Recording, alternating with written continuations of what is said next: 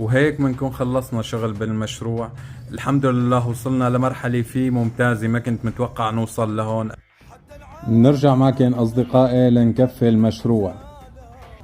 منبلش بالجسر. الجسر عالي كتير عن الحار، فبدنا نضطر نعمل له 5 درجات أو 6 درجات ما بعرف. كنا عم نفكر نساويه باطون، وارتقينا آخر شيء إنه درج حديد أصبع. بلش المعلم مثل ما يمكن شايفين، الله يعطيه العافية. بقينا لنص النهار نشتغل فيه، بس الحمد لله طلع شكله كتير حلو ومناسب، يعني مريح.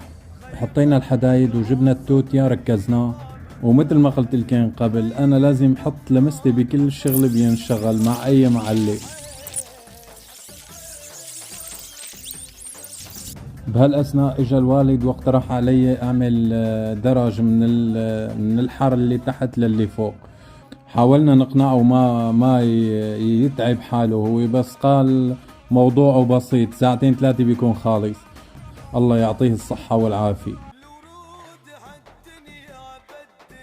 وهو عم يشتغل بالدرج بلشت انا اعمل حيط للبايكي من الحجر اللي موجود.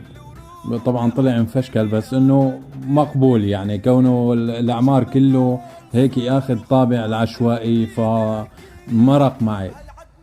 بس وصل لنص الدرج بين جماليته وجمالية المكان كله. والله يا عمي نظرة المعلم بألف لو شلفها شلف. الله يديم من فوق راسنا ويخلي لنا الكباري، الله يعطيهم الصحة والعافية. عم نوثق بالفيديوهات مشان بعدين بس نتفرج عليه نحس قديش تعبنا بهذا المشروع. وهيك طلع معنا الدرج متناسق مع الرماية اللي حوله ولا كأنه معمول جديد. بلشت حط الحيوانات بالباكي.